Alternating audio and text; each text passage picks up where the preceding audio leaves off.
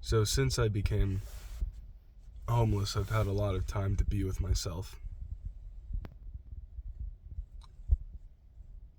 When I was housed, um, I would work basically from the time that I woke up to the time that I went to bed, because I would wake up, I'd get ready for work, I'd go to work, come home from work, eat as fast as possible, which usually meant I'm eating shitty food, right?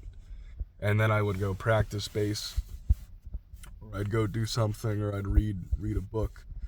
But everything that I did with the intention of actually trying to extract every ounce of potential out of that time that I was using. Which I think that has the ability to do that is valuable, yes. But if you do that for too long, then you're never really by yourself. You're never really with yourself. You're never forced to just reflect. Because, this is the case with any artistic endeavor, right? There's going to be a certain amount of nonsense that you have to push through before you're going to actually get to something that's worth making. But this is also true with being with yourself. If you're sitting in silence and you're bored for 4 hours, you're not going to actually have any insights or realizations about your life within that time frame. It's not really until you get to hour 8, hour 18, that you're actually going to kind of know yourself a little bit better. You think about, one of the oldest sort of injunctions that the ancients had was know thyself. It's a lot easier for them because of their lack of means. Actually, paradoxically, they knew themselves, I think, much better than the average person today knows himself. I don't even know why I play music. I don't even like playing this. I don't like relying on other people that are less invested than me. And I don't like fake friends that will swear up and down that if you're in a tough situation, they'll help you out, and then you're in a tough situation and they don't help you out. And it seems like we're so atomized in America, right? Because I've been coast to coast at this point. I've lived in the West Coast, I lived in the East Coast, and there seems to be, I assume that there would be a cultural difference, but there isn't. There really isn't. Across America, there is an atomization and a homogenization that comes with the internet. And the atomization is that everybody is reflexively self-centered, partly out of necessity, right? If everybody is living paycheck to paycheck, you really do have to look out for yourself, otherwise you're going to end up like me. That's fair, right? But on the other hand, you'll have people that are fake because they're pretending they're in a different paradigm. If they're in the paradigm of the modern age, of modernity, and this atomized world, then they would say, hey man, if I have the means to help you, I'll help you. That should be a fair statement. Like, that should not be surprising to anybody. But if they say, hey, no matter what, bro, like, I got your back, like, that's what friends are for, and then they don't, well, they're fake, right? So there's an issue where, because back in the 1980s, the 1970s, right, if somebody was working class, they probably could afford a home. And if you were in a tough situation and they said, hey man, like, I'll help you out, there's no excuse back then. They actually had the means, right? If you don't have the means, okay, fine. Okay, that is what it is. But be honest about it. Don't be a fucking snake. It's crazy. It's crazy. And this is one thing that I wanted to write about yesterday, but I didn't really know a good way to lead into this, is why is there the death of the band, rock band, right? So it's two things. One, this is a point that's brought up, I think his name is Rick Beato. Back in the day, people are much more musically literate. So if you grow up understanding music on a technical level, you will appreciate technicality much more.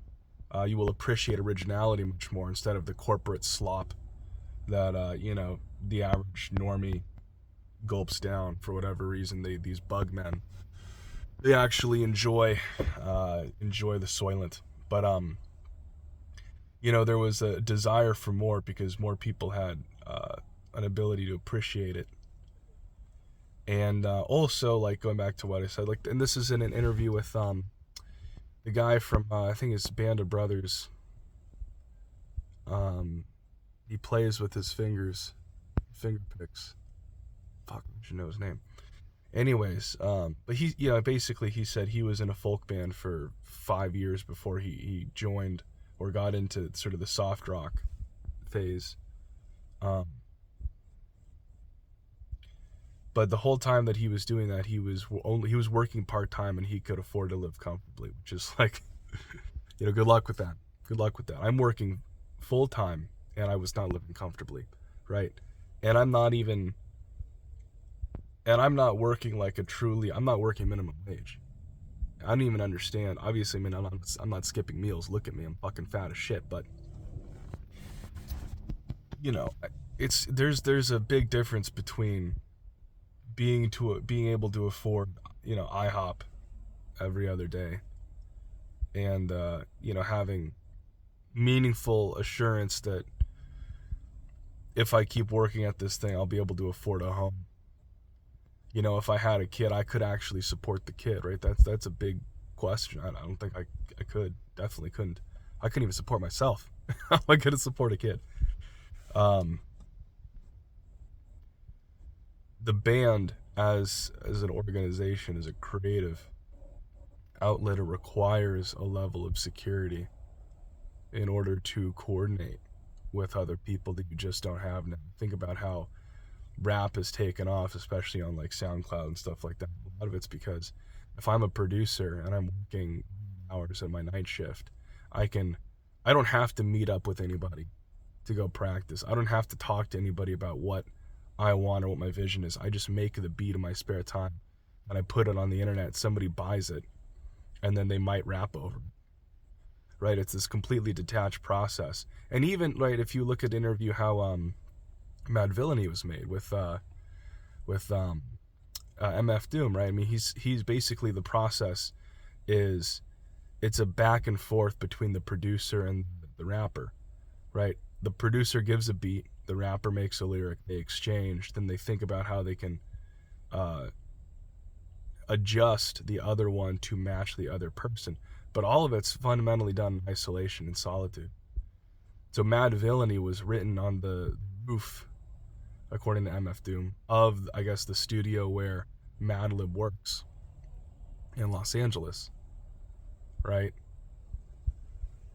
But the whole time that they were actually doing the thing, right, it wasn't really joint. It was like, I have this idea, what can you do? I have this idea, what can you do? And then they just basically, they played ping pong with the song until it came out into something good, which, being in a band is a little bit more involved than that. Especially if your goal is to actually make something, interesting, like jazz fusion or whatever. I mean, you have to really sell your idea so that other people will actually buy into it. And there has to be much more of a, I guess, sort of a mutual exchange. Which most people are simply not open to these days because we've become so culturally atomized. And that kind of exchange, especially over a long period of time, requires financial security, because it just does, right? Because if I'm working 2 jobs, sorry guys, like, I'm not going to be there on the weekend because I have to go do my other hustle. Maybe I'll if you record something, maybe I can record something, but that's not really how good music is made. That's not how good rock music is. Rock music is bohemian. Rock music is about a higher ideal of coming together. Other people don't share that vision. I'm one of the few people, I think, left that actually does share that vision. Most people don't share that vision. The demand isn't there because people are morons. Like they're not educated about music anymore. Like just the tastes have changed for the worse. And that lifestyle, it's just not reasonable. So rock is dead. But all of this is to bring this all home, because that was a pretty long tangent. That realization of me not wanting to play music anymore, I would never have had that if I was not in this situation and forced to be by myself for hours. Letting my mind wander, because I'm a visual person, right? It's not like I have a lot of like, I'm not having a debate in my head. I kind of wish I was, because I feel like I'd be smarter if that was the case. I'd probably be a philosopher. I'm not able to sustain a debate in my head, but I am getting visions. I am getting images sort of pumped in, and occasionally one of those things involves a realization of like, oh my God, is this really it? Is this real? Is this a tenable path? Is this real? And the answer is no. No, it isn't. I'm done relying on other people, because they're just not. I just can't trust them. I just can't. I can't trust them to show up on time, practice. I can't trust them to actually put in the work. I can't even trust them to fucking practice. They're just not as dedicated as I am. And when it comes to being friends, they're fucking snakes. They're snakes. They're fake people. It's very frustrating. This is the death of the American Rome. It's fake people. Fake people all the way down. Everybody knows that this. Yeah, no, it's stupid. All right, that's it.